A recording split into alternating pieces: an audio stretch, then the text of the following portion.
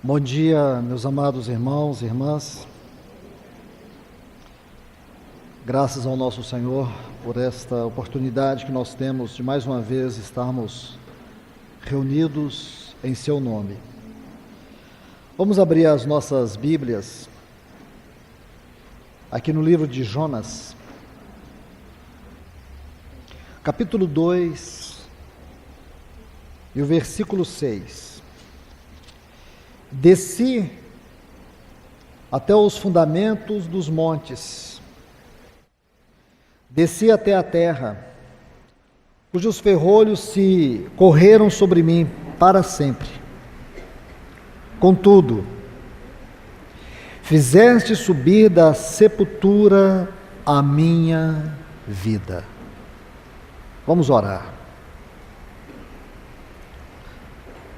Amado Deus, querido Pai, mais uma vez nós nos encontramos aqui debaixo do Teu santo nome. Mais uma vez nós estamos aqui reunidos com o propósito de Te glorificar, de Te exaltar, de Te ofertar esta canção em nossa própria vida como adoração a Ti. Porque só Tu és digno de toda honra, de toda glória e de todo louvor.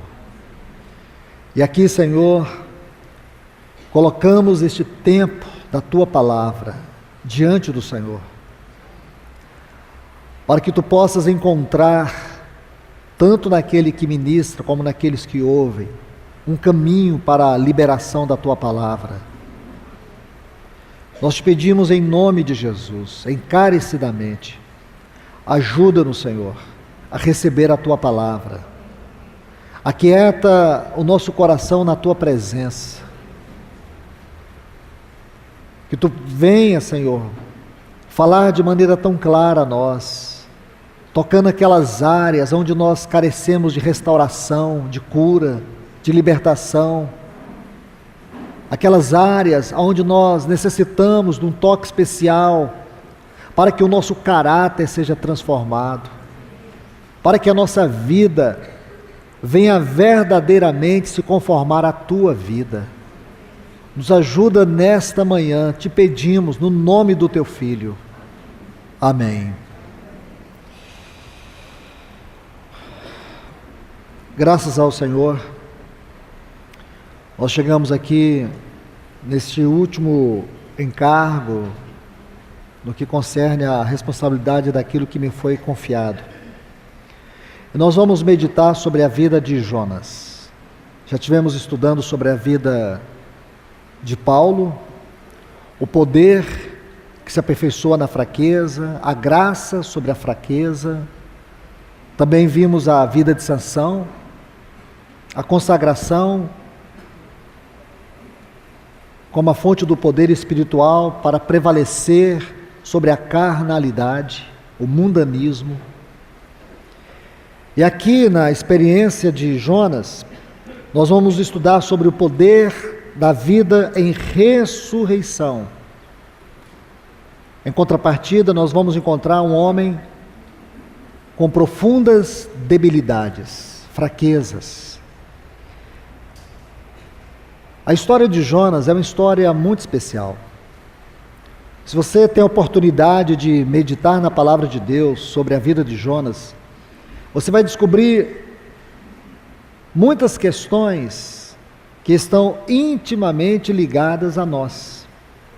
O que torna o livro de Jonas, de maneira particular, interessante, no sentido que este livro vai revelar para nós não um super profeta, não um grande profeta, não um homem extraordinário, mas a singularidade da história de Jonas é que Jonas é alguém como nós. Jonas é alguém como eu e você. Se você estuda este livro, o livro do profeta Jonas, nestes 4 capítulos, você não vai estudar profecias, porque o objetivo do Espírito Santo em nos dar este livro não era falar de profecias ou trazer-nos profecias.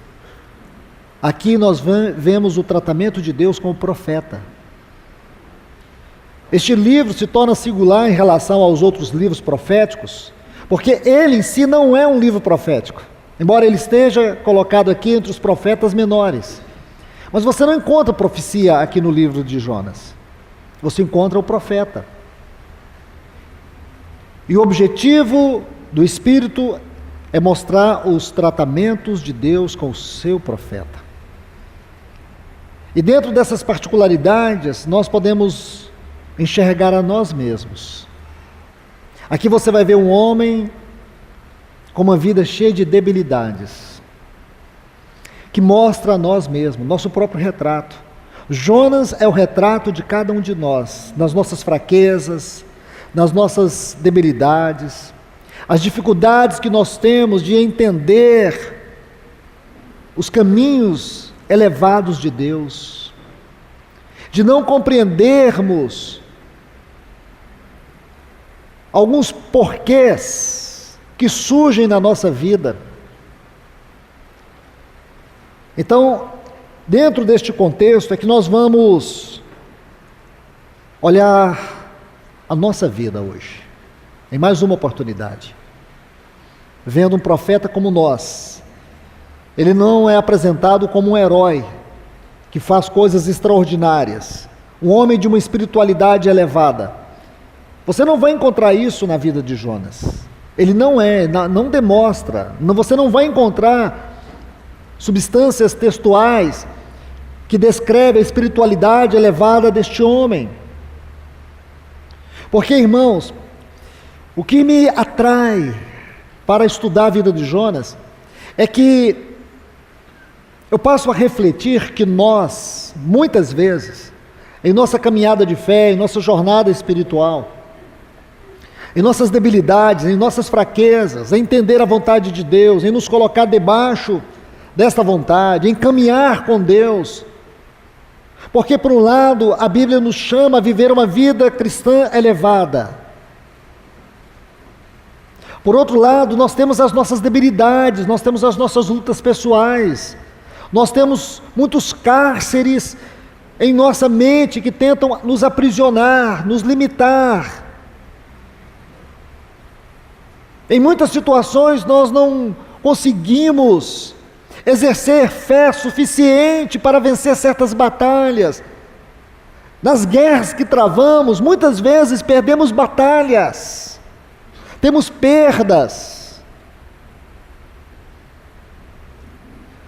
E o inimigo sabe muito bem como orquestrar pensamentos negativos. Ele sabe muito bem como nos atrair em um pântano. E quando você se encontra dentro de uma situação assim, você não consegue entender por que Deus permite isso, por que Deus deixa isso acontecer comigo, por que eu sou assim, tão débil, tão fraco, porque existem tantas áreas em minha vida que eu não consigo vencer. Por que existem muitos pecados que ainda atormentam a minha mente? Como é possível que pensamentos destrutivos ainda venham governar meus sentimentos, minhas emoções? É neste emaranhado de perguntas que nossa mente se envolve, se distrai, se perturba, se angustia. E muitas vezes nós nos perdemos em viver a vida cristã de maneira elevada. Eu quero dizer, meus irmãos, que todos nós, assim como Jonas, vivemos isso. Se você estuda todo o contexto histórico do tempo que Jonas viveu, exerceu seu ministério no tempo de Jeroboão II. Se você estudar 1 Reis, capítulo 13 e 14, desculpe-me, vem aqui comigo, deixe-me mostrar algo para vocês. 2 Reis, capítulo 14, por favor. a partir do versículo 23. No 15º ano de Amazias, filho de Joás, rei de Judá, começou a reinar Jeroboão, filho de Jeoás, sobre Israel em Samaria, e reinou por 40 anos. Fez o que era mal perante os olhos do Senhor, e não se apartou todos os pecados de Jeroboão, filho de Nebate. Este foi o primeiro rei de Israel, depois daquela divisão do reino do norte e do reino do sul. Aquele que fizera pecar Israel. Ele restaurou os limites de Israel, desde a entrada de Ramate até o mar de Arabe, conforme a palavra do Senhor Deus de Israel, que ele falara por seu servo Jonas, filho de Amitai, o profeta, que era de Gat-Hefer. Versículo 26 ainda. Porque o Senhor viu a aflição muito amarga de Israel, que não havia servo nem livre, nem quem ajudasse Israel, e o Senhor não havia determinado varrer o nome de Israel de sobre o céu. Portanto, o salvou pela mão de Jeroboão, filho de Jeoás. Os demais feitos de Jeroboão e tudo que fez, e sua valentia e todas as guerras que fez, como restituiu Damasco e Emate ao domínio de Israel, que pertencia a Judá, estão todos escritos no livro de crônicas do rei de Israel.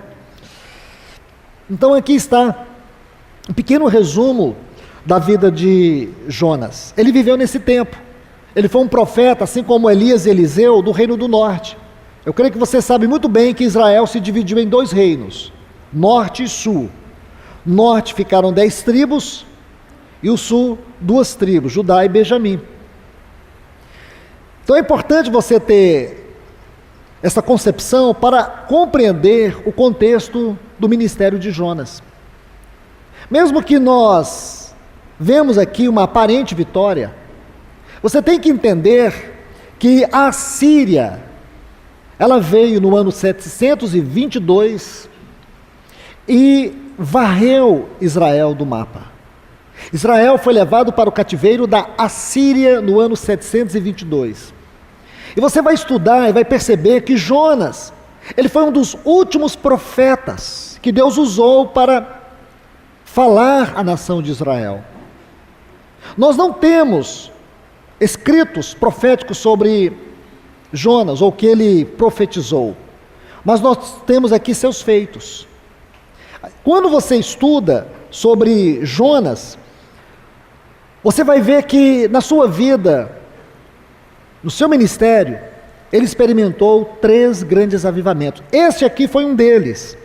Mas antes de falar disso, deixa eu construir na mente de vocês uma ideia sobre Nínive, a cidade para a qual o Senhor lhe havia enviado, lhe havia ordenado que ele fosse até ela. Nínive era uma grande cidade, uma grande metrópole para aquele tempo. As descrições históricas sobre a cidade de Nínive mostram que ela era uma das cidades mais fortificadas que havia naquele tempo. Era uma cidade regida pela imoralidade, pela promiscuidade. Como capital do império da Síria, foi justamente este império que varreu Israel. Agora, aqui você precisa entender um ponto, que com absoluta certeza deveria estar na cabeça do Jonas. Como é possível Deus amar o inimigo do seu povo? Como é possível Deus enviar Jonas para proclamar a misericórdia de Deus para uma nação que era inimiga de Israel? Essa foi a grande dificuldade de Jonas, de entender o mistério da vontade de Deus, de entender os caminhos elevados de Deus, de entender as dimensões do amor e da misericórdia de Deus. Quando você vai observando esses detalhes, você tira os olhos de Jonas e começa a colocar em si mesmo. Porque nós temos sim, irmãos, dificuldade de entender o mistério da vontade de Deus. Porque a gente pensa assim, Deus escreve certo em linhas tortas. Claro que não, irmãos. Deus escreve certo. Não tem linhas tortas. Linhas tortas tem na nossa mente. Então você tem que compreender. A nossa mente é finita. E nós vivemos dentro de um tempo limitado. E precisamos caminhar, experimentar, desfrutar, contemplar um Deus infinito, que vive na eternidade. Seus pensamentos são infinitamente maiores, mais altos, mais profundos e elevados do que o nosso. Ele vê o passado, o presente e o futuro de maneira instantânea. E nós vemos até onde nossos olhos enxergam. Nunca tente reduzir Deus ao tamanho da sua mente. Nós precisamos nos humilhar. Nós precisamos nos esvaziar para que possamos nos encher de Deus. E só o Espírito Santo, aquele que conhece as profundezas de Deus, aquele que é Deus com Deus e veio nos habitar, somente Ele nos ajuda a compreender os caminhos eternos de Deus. A crise de Jonas era justamente essa, as dimensões da misericórdia de Deus. Como é possível Deus amar uma nação, um povo hostil, inimigo? Como é possível Deus exercer uma palavra de misericórdia a uma nação tão ímpia? Poderíamos dizer assim, o pior inimigo que Israel enfrentava naqueles dias eram os assírios, como foram os filisteus para Davi, para o reino de Israel, no tempo de Davi, assim eram os filisteus, e um inimigo muito pior, um inimigo difícil de ser derrotado, muito mais preparado, mais numerosos do que Israel. E se você estudar o capítulo 13 de 2 Reis aqui, 2 Reis capítulo 13, você descobrirá que o exército de Israel havia sido reduzido. Era um pequeno exército, talvez naquele tempo fosse o menor exército que existisse naquele período da história. Nunca na história de Israel o exército do povo de Deus, ou daquela nação que foi separada para ser o testemunho de Deus na terra, que agora era dividida, era o reino do norte, nunca eles chegaram ao ponto de ter um exército tão reduzido, tão poucas armas. Então, como Jonas poderia entender a misericórdia de Deus? Bom, então assim era Nínive. Um outro ponto que vocês também precisam entender é que esta geração adúltera, má, lá em Mateus capítulo 12, o nosso Senhor faz uma correspondência do tempo de Jonas com aquele tempo que ele estava vivendo. Quando ele diz assim, esta geração adúltera e má me pede um sinal. Nenhum sinal será dado a não ser o sinal do profeta Jonas. E aqui nós vemos o nosso Senhor dar testemunho do ministério de Jonas. E como nós sabemos que as verdades mais profundas da Bíblia consistem naquilo que o nosso Senhor Jesus falou, ensinou e viveu, nós temos que nos debruçar sobre esse episódio do capítulo 12 de Mateus e saber que não são simples palavras, mas aqui nós podemos perceber que a geração de Jonas era uma geração apostata. Israel estava vivendo uma realidade sombria, uma apostasia sem precedentes na história. Eles estavam caminhando para a destruição final. Deus ainda não havia varrido o nome de Israel da face da terra. É importante você saber que isso está registrado exatamente porque havia em Israel um profeta chamado Jonas. Ele era uma luz naquelas trevas. Ainda havia luz em Israel. E essa luz era aquela pequena pomba, porque este é o significado do nome Jonas. Estava ali. A pomba tipifica simplicidade. Mas, vamos ver um pouco sobre os avivamentos no ministério de Jonas. O primeiro é este que eu citei aqui em 2 Reis, capítulo 14. No reinado de Jeroboão II, que reinou Israel por 40 anos, foi um tempo de trevas espirituais. Os textos aí, para vocês anotarem, eu não vou ler, são os versículos 25 e 26, quando diz que Deus restabeleceu os limites de Israel, porque esses limites haviam sido tomados. Mas o texto que eu quero mostrar para vocês está aqui no capítulo 13, o versículo 7. Este sim, eu preciso citar, porque Israel estava extremamente debilitado. Aí em 2 Reis, capítulo 13, versículo 7, diz assim: aqui é o tempo de Jeoacás, porque não restou do povo Jeoacás senão 50 cavaleiros, 10 carros e 10.000 homens a pé, pois o rei da Síria destruiu e os pôs como pó para pisar. Esse texto é significativo e eu estou aqui evitando aprofundar no contexto, na história, mas o que eu quero te dizer que possivelmente Jonas tenha nascido aqui, nesse período, no tempo de Jeoacás. Talvez ele tenha crescido aqui. Mas escute o que eu quero te dizer.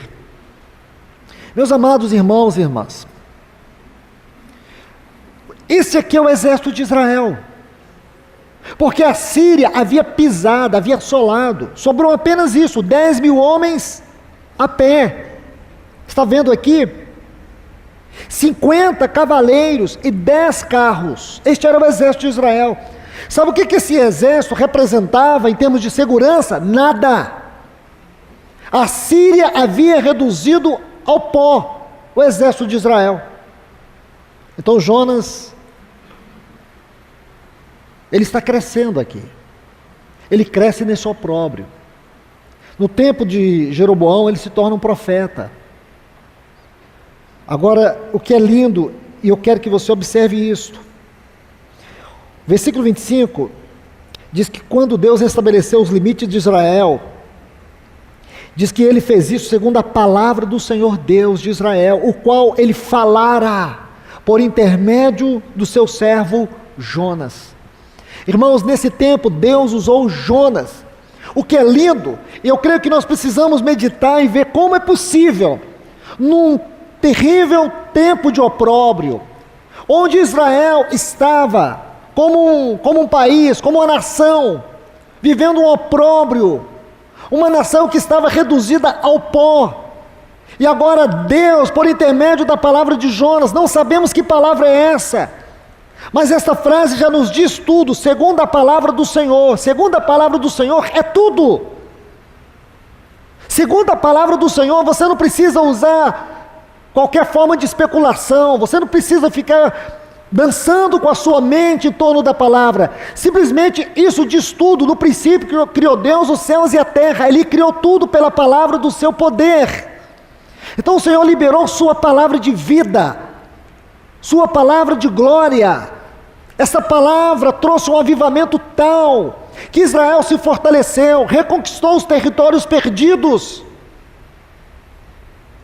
Mas o que nós sabemos, que mesmo Deus abrindo uma porta celestial em Israel por intermédio do profeta Jonas, mesmo Deus ainda dando um tempo de misericórdia para Israel, no tempo do rei Jeroboão II, mesmo Deus levantando o seu vaso ali para encorajar, para fortalecer, para que os limites de Israel fossem reconquistados, nós sabemos que Israel não se arrependeu.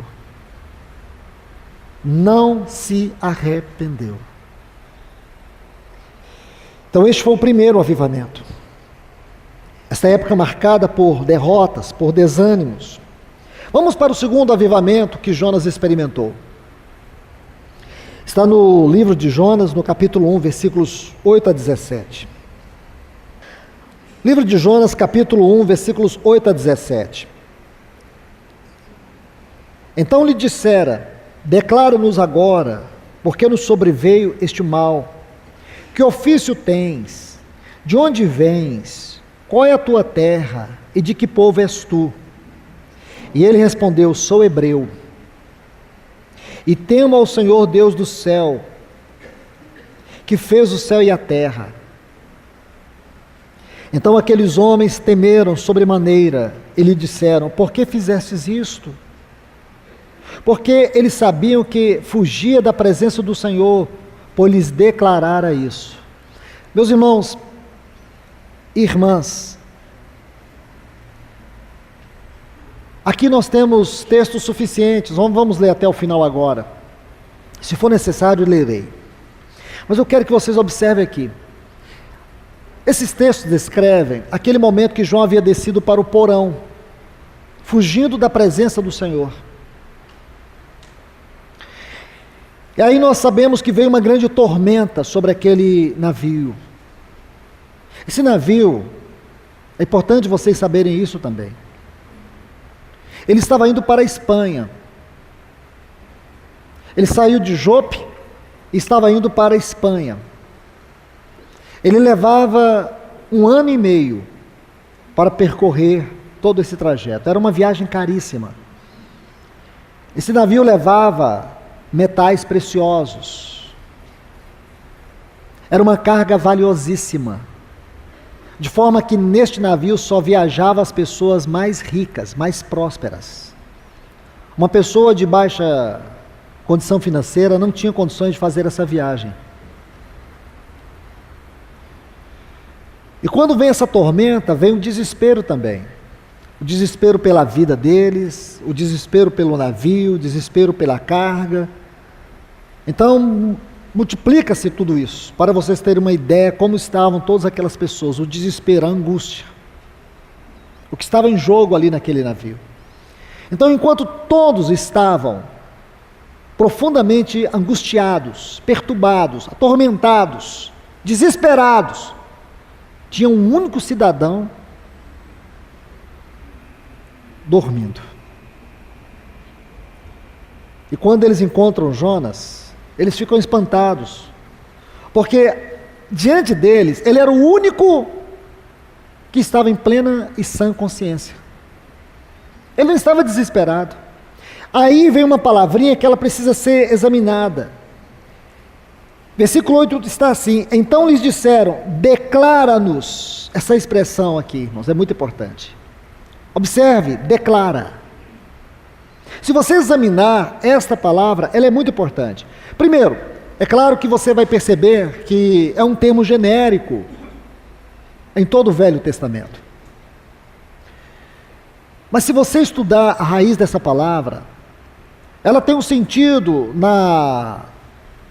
no contexto espiritual, onde ela ocorre.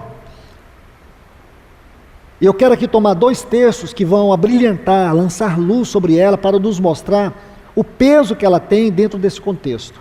Como, por exemplo, se você quiser anotar, Deuteronômio 4:13, está assim: então vos anunciou a sua aliança. Anunciou, essa palavra anunciou. O outro texto, também Deuteronômio, capítulo 5, e o versículo 5, diz assim: nesse tempo eu estava em pé entre o Senhor e vós, para vos notificar a sua palavra. Você vai perceber que em contextos onde ela tem uma aplicação espiritual, sobre fatos espirituais, sobre acontecimentos espirituais, ela tem uma tônica muito forte. E é justamente aqui, sabe o que esses marinheiros estão dizendo? Vem, anuncia para nós. Quem é você? Quem é você? Eles ficaram espantados. Como poderia, diante daquela grande tormenta, de um ambiente de terrível desespero, ter um homem que estava ali em plena consciência? Ele não estava desesperado, ele tinha como que controle da situação emocional. Eles ficaram espantados. Aí eles fizeram essas perguntas, porque eles ficaram impressionados. Qual é o teu ofício? De onde vens? Qual é a tua terra? E de que povo és tu? Então ele foi muito objetivo. Sou hebreu, temo ao Senhor, Deus do céu, que fez o mar e a terra. Essa foi a mensagem de Jonas. E aí, outro ponto que eu quero que vocês observem, diz que aqueles homens temeram, vê se você consegue perceber a mudança de estado emocional. Eles estavam em desespero, por conta daquela tormenta, que estava a ponto de destruir aquele navio. Encontra um homem que está no equilíbrio das suas emoções, consciente de tudo, que não está em desespero. Ele diz: eu sou hebreu, eu temo a Deus, o Deus que fez o céu, o mar e a terra. Quando eles ouviram o testemunho de Jonas, diz que eles ficaram sobremaneira tomados de temor. Aí, observe, eles disseram: por que você fez isso? Sabe o que quer dizer essa frase? Que eles imediatamente foram perfurados por aquela palavra. Irmãos, tente visualizar esse cenário. É momento de desespero, não é momento de ficar fazendo pergunta. Porém, irmãos, a palavra de Deus na boca de Jonas foi algo tão perfurante que aqueles homens ficaram paralisados. Eles não tinham outra saída, tinha aquele homem. E aí diz o seguinte: por que fizeste isto? Porque sabiam eles que fugiam da presença de Deus. Irmãos, deixa eu colocar uma nota aqui muito importante para todos nós. Observe isso. Todas as vezes que nós fugimos da presença de Deus, nós somos uma maldição para as pessoas. Todas as vezes que você foge da vontade de Deus, da presença de Deus, você não se torna uma bênção, e sim uma maldição. As pessoas ao seu lado começam a sofrer. As coisas vão perdendo o controle. É importante você se arrepender. É importante você se arrepender. Porque nós não temos o direito de fugir da presença de Deus. Jonas estava fugindo da presença de Deus. Como pode aquele profeta que Deus usou tão poderosamente? Por causa dele, Deus não varreu Israel, ainda não havia varrido Israel da história. Aquele homem que encorajou aquele exército fracassado. Como pode, irmãos, fugir da presença de Deus? É claro, irmãos, que nós podemos permear a superfície, apenas isto, da crise emocional e espiritual de Jonas. Porque nós também temos as nossas. Quantas vezes fugimos da presença do Senhor? Quantas vezes não temos coragem de dizer não, mas a nossa atitude é um grande não diante de Deus? Preferimos satisfazer nossa carne, preferimos satisfazer os nossos deleites. Eu te falo, você nunca será um homem plenamente realizado em sua vida espiritual se continuar fugindo da presença de Deus. E aí você vai ver o que acontece nesse navio. Esses homens, eles ouvem Jonas dizer assim: eu sei que tudo isso que está acontecendo é por minha causa. É por minha causa. Tudo que está acontecendo aqui, eu sou o culpado. Aí, se você segue lendo a partir do versículo 13, até o versículo 16, você vai ver que esses homens clamaram ao Senhor. Eles fazem uma oração linda.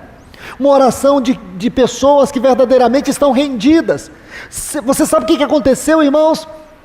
Quando Jonas é lançado ao mar, ele deixou aquele navio inteiro clamando ao Senhor. Consegue entender isso, irmãos?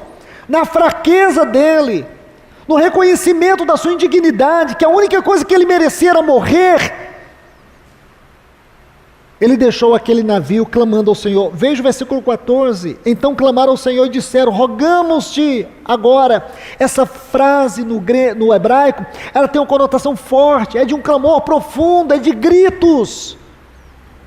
Rogamos-te ao Senhor e disseram: rogamos-te agora, que não pereçamos nós por causa da vida deste homem, nem ponha sobre nós o sangue inocente, porque tu, Senhor, tem feito conforme o teu beneplácito. Sabe o que eles querem dizer aqui, irmãos? A tradução dessa palavra beneplácito, o prazer que tem em ti mesmo. Irmãos, como esses pecadores aqui, de repente passaram a ter uma grande revelação de Deus. Eu creio que tudo isso nos permite ver que Jonas teve algum tempo sim ali, ministrando a eles, como se fosse a sua última palavra, porque ele sabia que depois ele teria que ser jogado ao mar. Então, já que vou morrer mesmo, vocês vão ter que me escutar. É o que eu penso, irmãos, porque eu não posso admitir que esses homens passaram a rogar a Deus com tanta força, sem que primeiro a palavra de Deus tivesse penetrado em seus corações. Bom, aí o versículo 17 diz assim: mas o Senhor preparara. Me perdoe. Versículo 16 é importante. Diz assim: temeram aqueles homens são os marinheiros, aquelas pessoas que estavam ali, a tripulação e todas as demais pessoas, com grande temor, e ofereceram sacrifícios ao Senhor e fizeram votos. Sabe onde está acontecendo isso aqui, irmãos? No navio. Um grande avivamento naquele navio. Não é interessante, irmãos? Esse é Jonas, o profeta das causas impossíveis. Você pensa como tem essas histórias relacionadas com este homem tão fraco, este homem tão pequeno do ponto de vista espiritual. Você não vê alguém extraordinário, você está vendo aqui um homem que está acovardando no seu chamado. Este homem que nasceu e cresceu num tempo de apostasia, a única coisa que ele conhecia era apostasia, mas ele amava o Senhor, com toda a sua fraqueza ele amava o Senhor, com todas as suas debilidades ele amava o Senhor. Ele era fraco, ele não suportou quando Deus deu a ele uma grande comissão. Ele se sentiu tão inadequado, ele não conseguia entender as misericórdias do Senhor. E na sua convulsão emocional, ele não conseguiu permanecer na vontade, ele achou melhor fugir da presença de Deus. E quem foge da presença de Deus, irmãos? Quem consegue fugir da presença de Deus? O salmista disse: eu subo para o monte, tu lá está. Onde quer que nós formos, Deus está. E aqui Deus visitou Jonas de maneira tão especial. Então, já que ele ia morrer, a única coisa que ele fez foi levar aquele navio ao arrependimento. E meus irmãos e irmãs, imagine, esse navio chegou na Espanha com os primeiros missionários da Europa.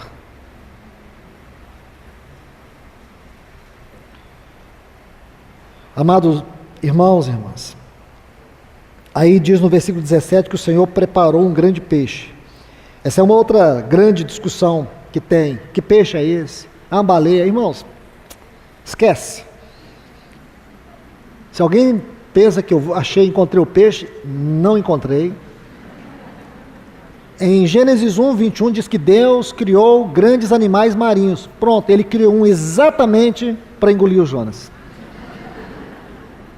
E não seria para mim nenhuma estranheza se Jonas tivesse engolido o grande peixe.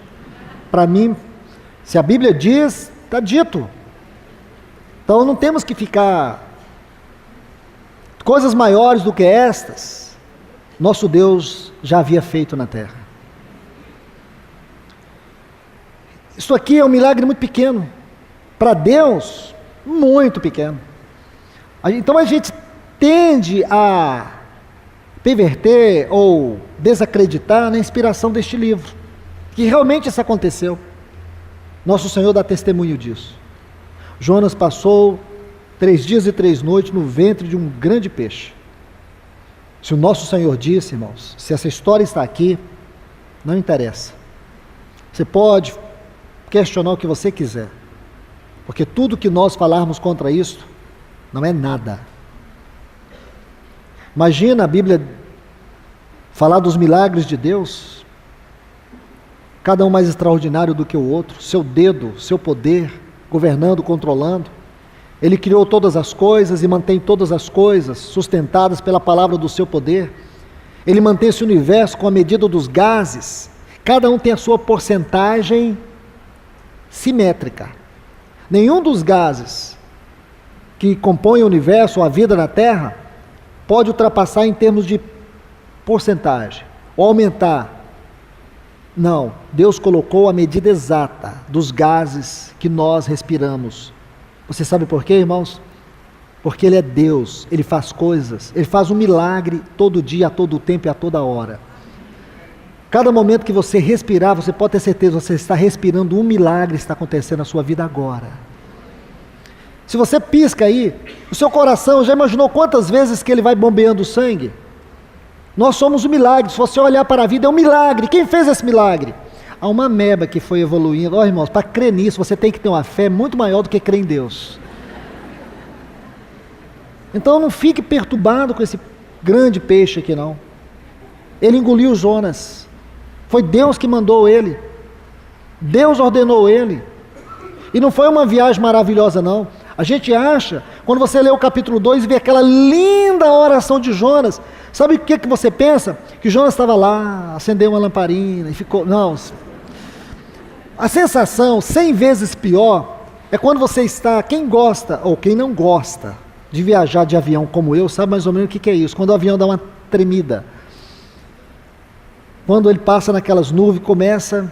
Certo? Multiplica isso por 100. Era a sensação que Jonas sentia no ventre daquela baleia, ou daquele grande peixe, ou seja lá o que for.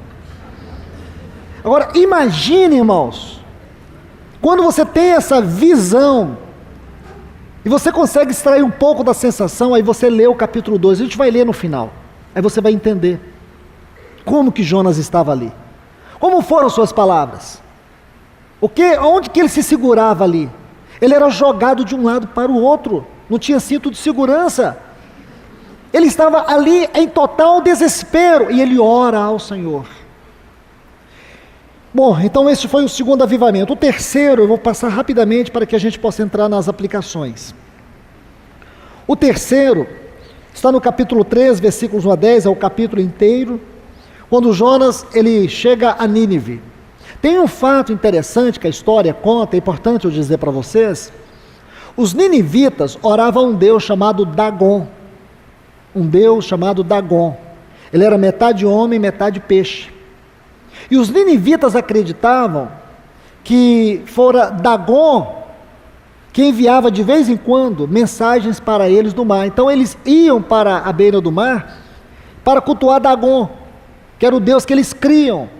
Então eles acreditavam que de tempo em tempo Dagon mandava uma mensagem para eles. Agora você consegue entender o que foi que Deus fez? Agora eles veem um profeta que saiu da água, a cidade, aí você começa a entender por que Jonas, ele vai pregar. Olha o tamanho da mensagem dele, olha a mensagem dele aqui, a mensagem que produziu um grande avivamento nessa cidade. Irmãos, não era qualquer cidade, era uma mega cidade para aquele tempo, mas não esqueçam, era uma cidade tão pervertida como Sodoma e Gomorra. Deus iria destruir aquela cidade, Ele iria varrer aquela cidade, como Ele apagou a memória de Sodoma e Gomorra. Aí Jonas é vomitado ali. Aí ele começou a entrar na cidade, capítulo 3, versículo 4, e pregava dizendo, olha a mensagem dele, irmãos, daqui a 40 dias Nínive será destruída. Só isso que ele falava. Ele não tinha homilética, hermenêutica, não tinha citação de nada, ele só dizia isso. Daqui a 40 dias essa cidade vai ser destruída. E a Bíblia diz que ele fazia isso andando pela cidade. E sabe o que aconteceu, irmãos? A cidade inteira se arrependeu. Desde o rei até os servos, todos se arrependeram. Eles promoveram um grande jejum que até os animais tiveram que jejuar. Tamanho foi o temor que eles tiveram de Deus. Porque aquele profeta que saiu da água estava ali entregando aquela mensagem para eles. Que avivamento, irmãos! 3 avivamentos. Agora vamos para alguns pontos interessantes de aplicações sobre a vida de Jonas. Você vai ver que além dos avivamentos, teve um outro acontecimento, ou acontecimentos que marcaram a vida deste profeta. Você vai ver que a vida de Jonas era uma vida marcada por descidas. Ele sempre está descendo. Se você olhar a vida do Jonas, ele sempre está descendo. Vamos ver os textos. A palavra descida que nós vamos encontrar aqui nos textos que leremos, significa marchar para baixo, afundar, ser derrubado. Irmãos e irmãs, por isso nós meditarmos na profundidade dessas palavras, são tão significativos para nós, são pontos significativos para nós. São como que experiências que nós ganhamos na leitura da palavra de Deus, experiências marcantes. Aqui no capítulo 1, versículo 3, diz assim: Jonas se dispôs para fugir da presença do Senhor, para Tarsis, que era uma cidade na Espanha, e tendo descido a Jope, achou um navio que ele ia para Tarsis, pagou, pois a sua passagem, e embarcou. Essa palavra embarcou, no texto original, é a mesma palavra que é usada aqui, tendo descido a Jope, tendo descido, então ele desceu, significa que quando ele entrou no navio, ele desceu lá para o porão, então ele vai descendo.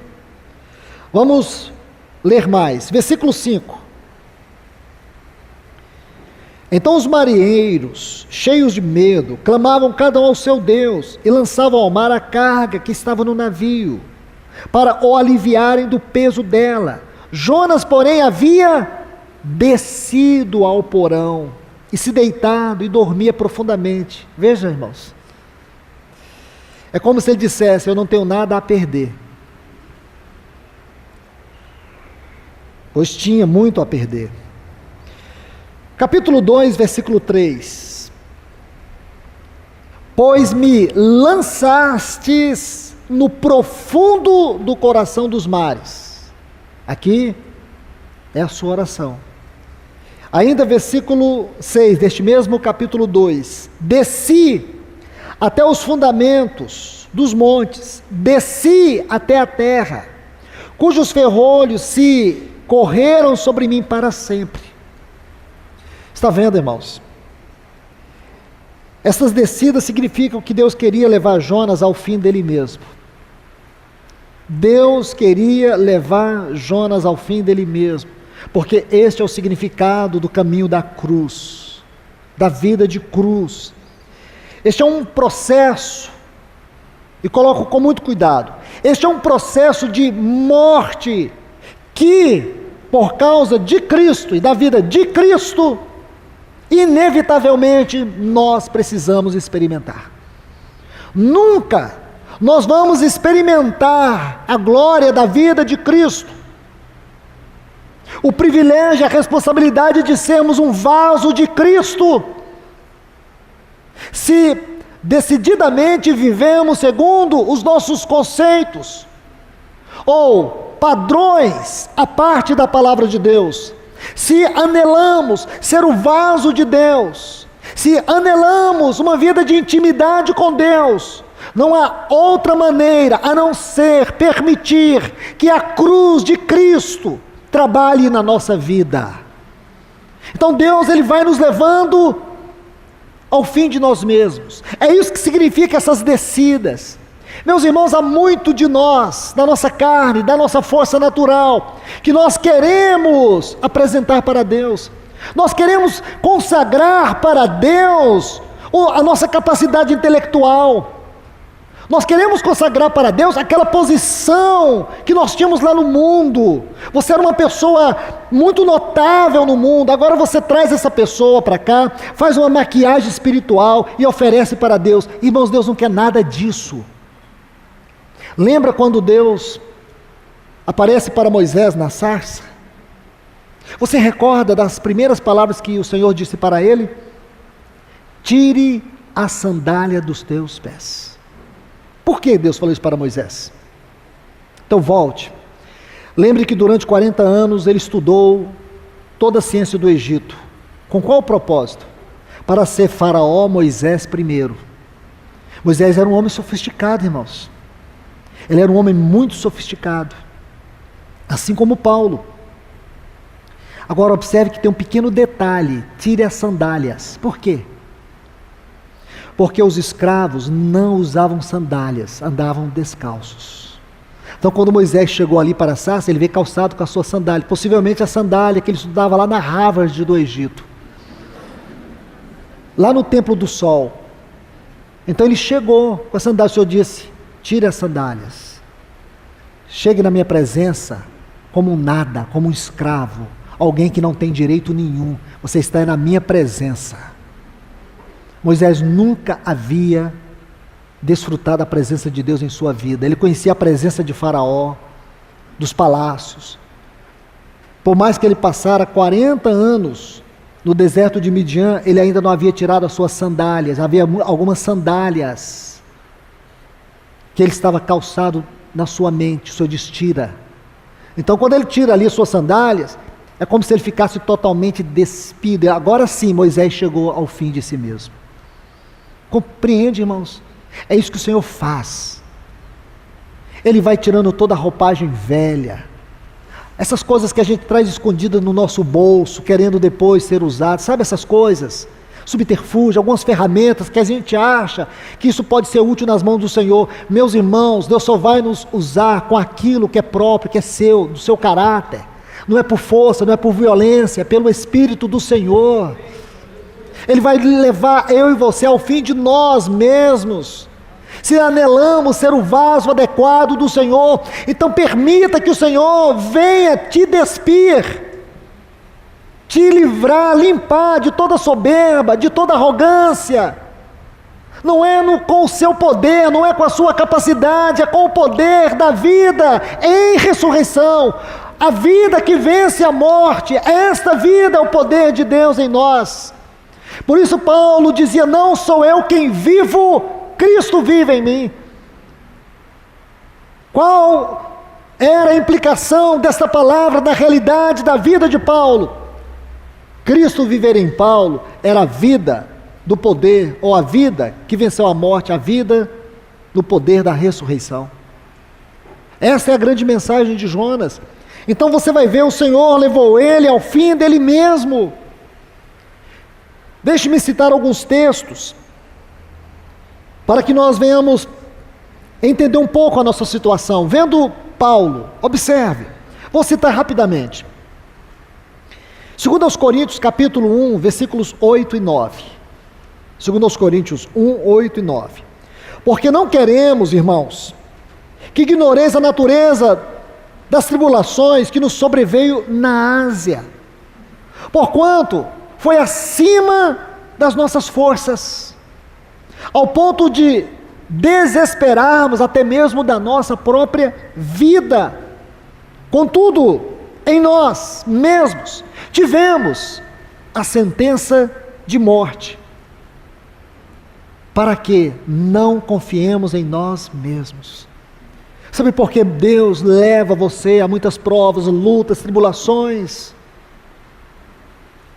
Lembra de Elias, em 1 Reis capítulo 19, que ele queria morrer. Então quer dizer que existem tribulações que você tem o desejo de morrer. Você sabe por que muitas vezes você quer morrer? É porque você está querendo fugir daquilo que Deus deseja para você. Você acha que a morte vai te aliviar a consciência, vai te aliviar do tormento. Meus irmãos e irmãs, esse é o cúmulo do pináculo da loucura espiritual, se é que eu posso dizer isso. Não adianta fugir. Existem momentos sim, de lutas e tribulações, que o nosso desejo é morte. Mas isso é uma sentença que o Senhor coloca na nossa vida. Sabe para quê? Para nos livrar de perdermos o seu reino, a sua face. Este é um meio de transformação de caráter.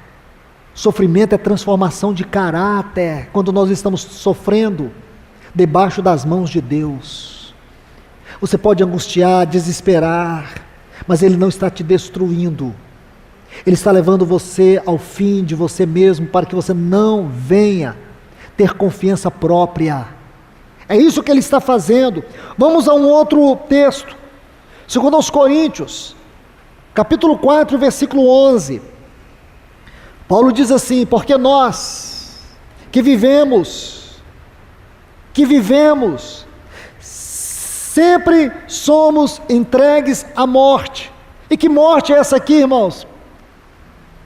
Será que é a morte no sentido biológico? Será que é a morte no sentido espiritual? Claro que não. Ele está falando de morte aqui, do trabalho da cruz, de sermos levados ao fim de nós mesmos. Ele diz assim: entregues à morte por causa de Jesus, por causa da vida dele.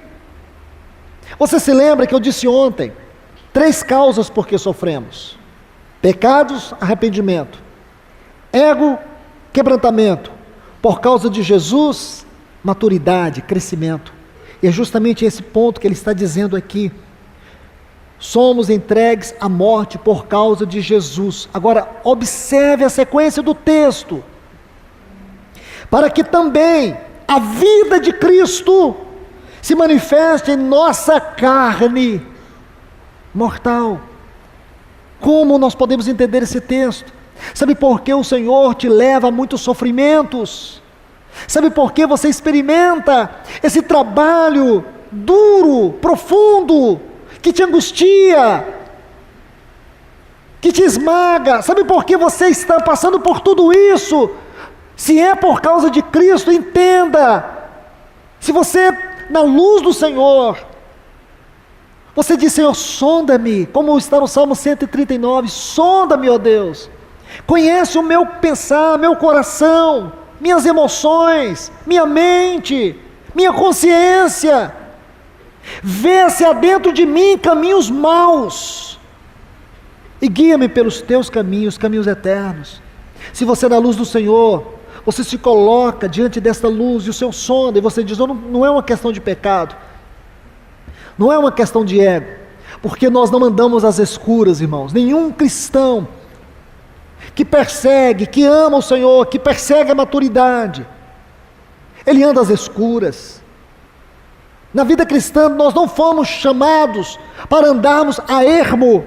Nós temos uma direção, nós temos um farol, nós temos uma luz. A palavra de Deus é luz para nós. Ela é uma luz no nosso caminho.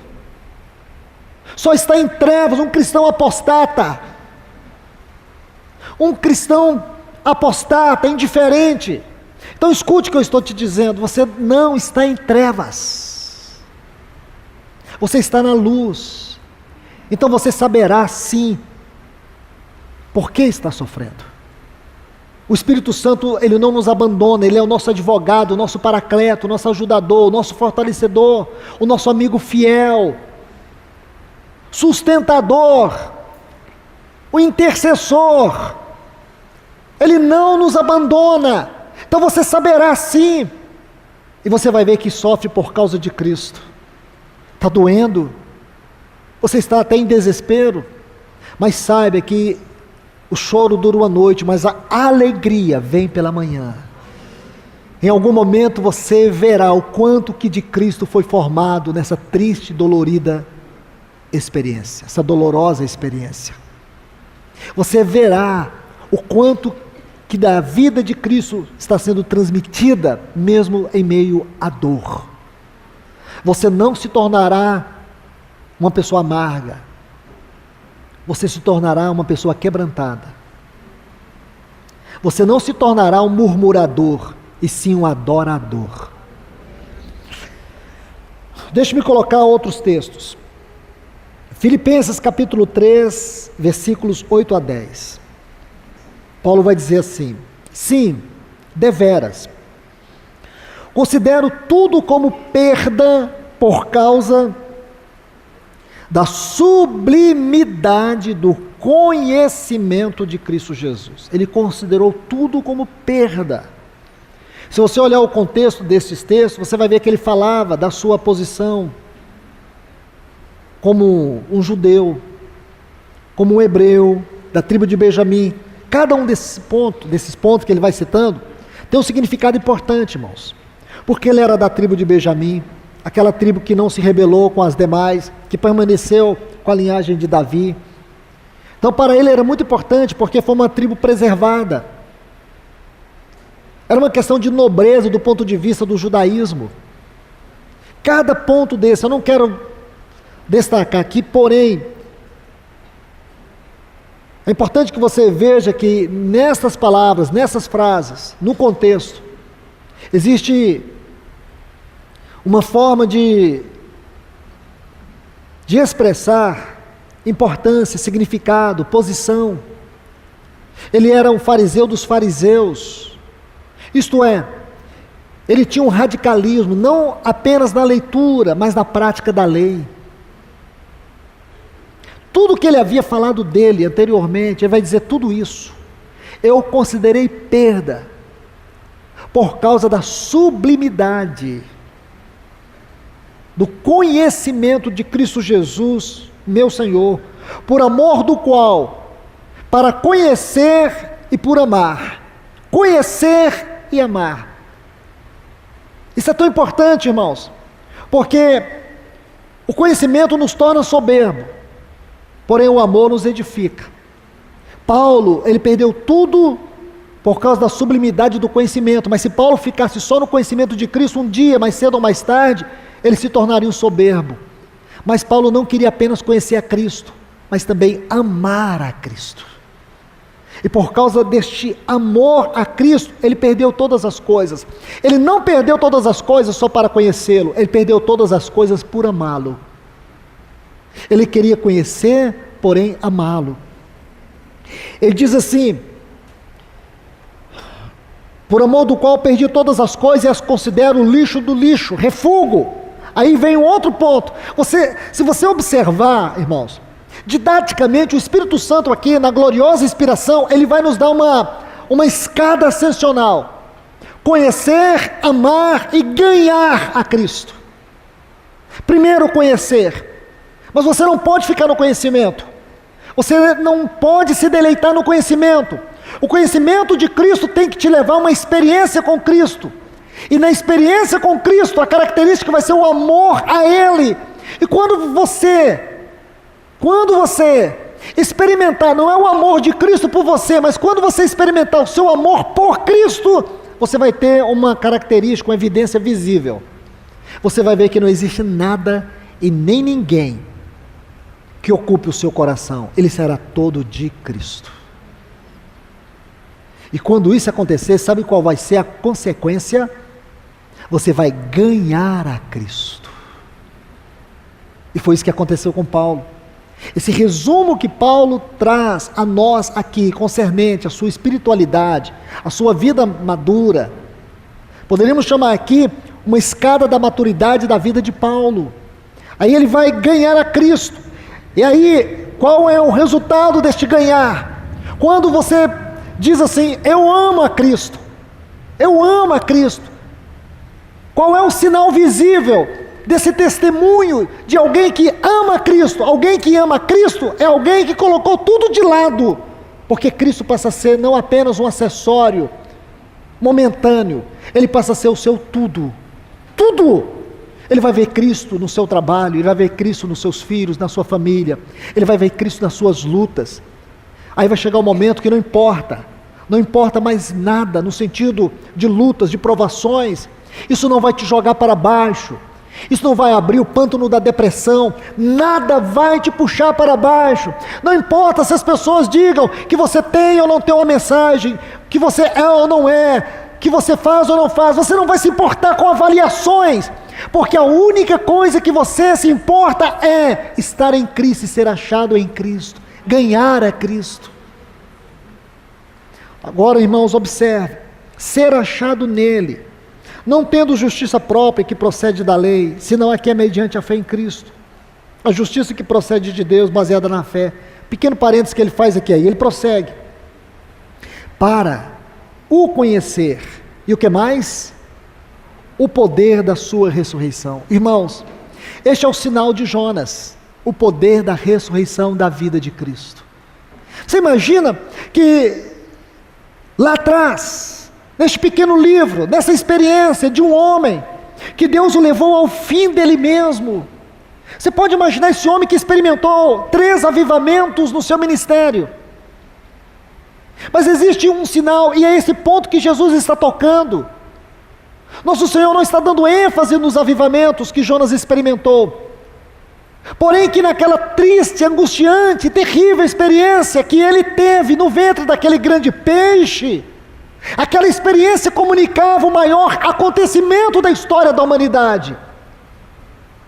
E qual foi este maior acontecimento? A ressurreição do nosso Senhor Jesus. Paulo descreveu isto no capítulo 1, a partir do versículo 19 de Efésios. Paulo estava tão assombrado com a grandeza da revelação que ele teve do poder da ressurreição, ou do poder da vida em ressurreição, que ele vai exagerar na linguagem. Qualquer escritor que vai avaliar o versículo 19 de Efésios capítulo 1 vai dizer que exagero de linguagem. Nenhum escritor moderno vai colocar um tanto de palavras, 6 palavras para falar de uma coisa só. Isso é exagero, isso é tautologia. Irmãos, uma coisa é você escrever com a mente natural, outra coisa é você escrever por inspiração e revelação sobrenatural.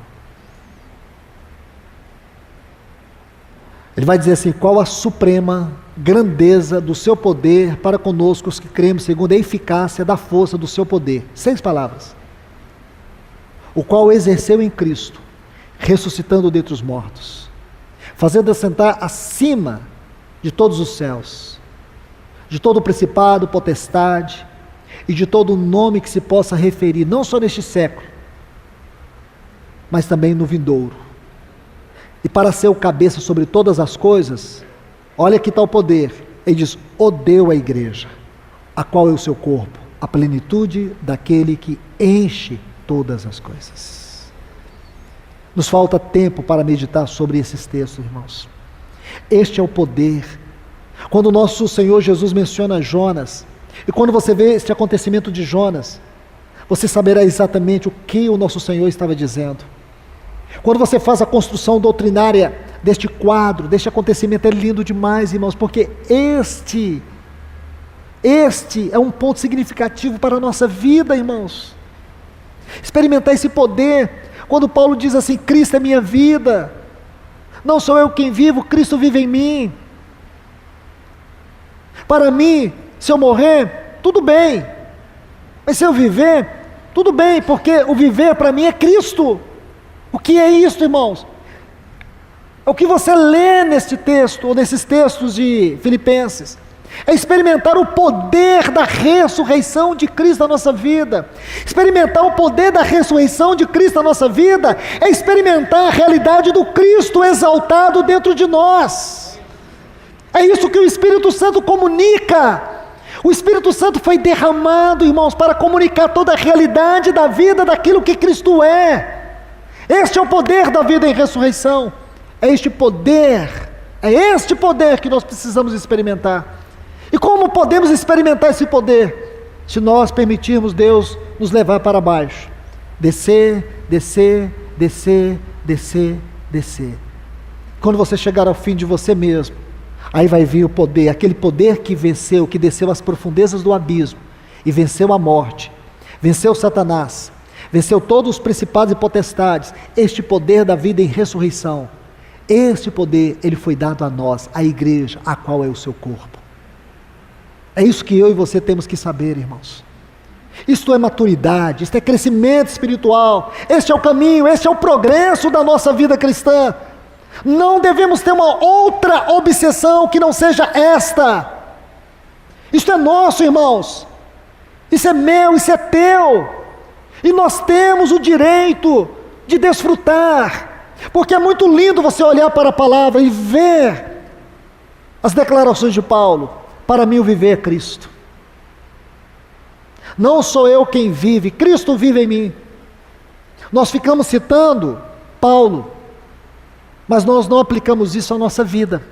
Como se na experiência de Paulo e na nossa experiência fossem duas realidades espirituais diferentes. Sim, em certo sentido sim, ele viveu essa realidade.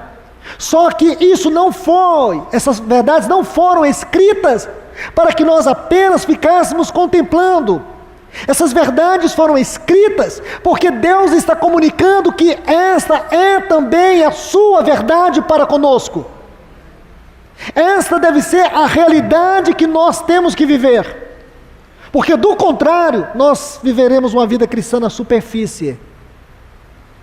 Nós só teremos retórica, nós só teremos chavões de retórica. Dizer, não sou eu quem vive, Cristo vive em mim, isso é chavão de retórica. Não é chavão de retórica, irmãos, é vida espiritual. É vida espiritual. Vida de ressurreição é permitir que a vida de Cristo viva dentro de nós. É isso, irmãos. E aqui eu quero terminar. Me permita terminar aqui.